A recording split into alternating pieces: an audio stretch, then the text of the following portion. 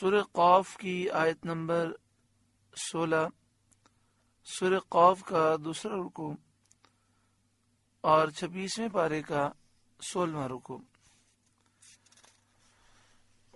اللہ رب العالمین نے ارشاد فرمایا وَلَقَدْ خَلَقْنَا الْإِنسَانَ، اور بے شک ہم نے انسان کو پیدا کیا، وَنَعْلَمُ مَا تُوَسْوِسُ بِهِ نَفْسُهُ، اور ہم جانتے ہیں جو وسوسہ اس کا نفس ڈالتا ہے۔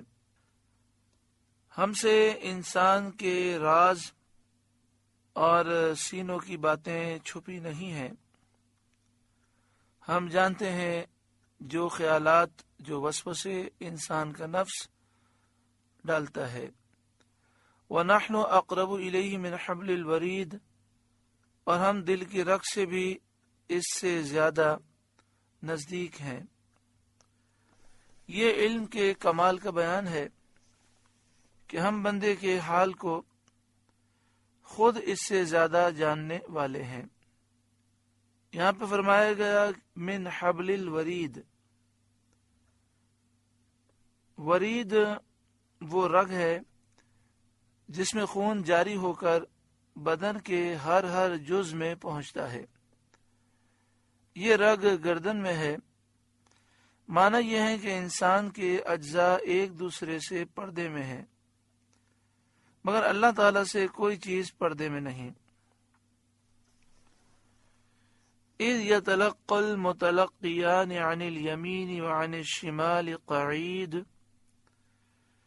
جب اس سے لیتے ہیں دو لینے والے، ایک داہنے بیٹھا اور ایک بائیں۔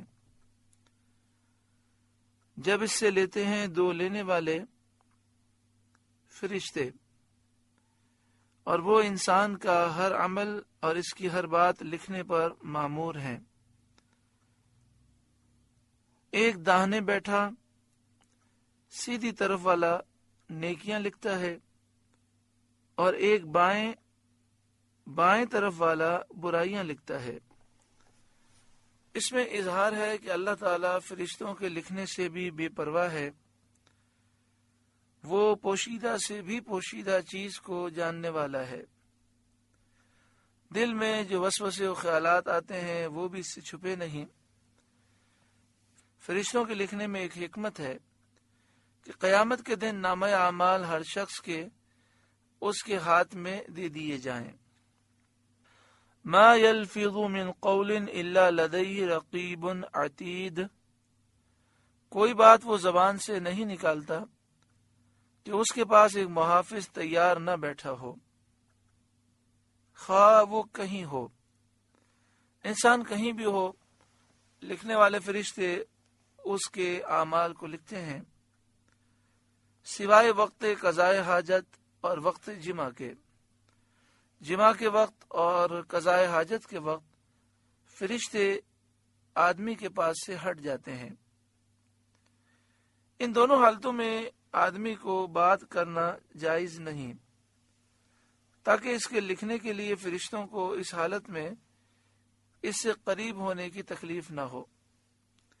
یہ فرشتے آدمی کی ہر بات لکھتے ہیں، بیماری کا کرہنہ تک لکھتے ہیں۔ اور یہ بھی کہا گیا ہے کہ صرف وہی چیزیں لکھتے ہیں جن میں اجر و ثواب یا گرفت و عذاب ہو۔ یعنی یہاں پر دو قول بیان کیے گئے۔ سوال ہی پیدا ہوتا ہے کہ فرشتے نامہ اعمال لکھتے ہیں تو کیا انسان کا ہر عمل لکھتے ہیں؟ تو ایک قول یہ ہے کہ ہر بات، ہر عمل لکھتے ہیں، اور دوسرا قول یہ ہے کہ صرف وہی چیزیں لکھتے ہیں جن کے کرنے پر ثواب ہے یا جن کے کرنے پر گناہ ہے۔ امام بغوی نے ایک حدیث روایت کی ہے کہ جب آدمی ایک نیکی کرتا ہے تو سیدھی طرف والا فرشتہ 10 لکھتا ہے، اور جب آدمی برائی کرتا ہے تو سیدھی طرف والا فرشتہ بائیں طرف والے فرشتے سے کہتا ہے کہ ابھی رک جا، توقف کر، ابھی برائی نہ لکھ، شاید یہ شخص استغفار کر لے۔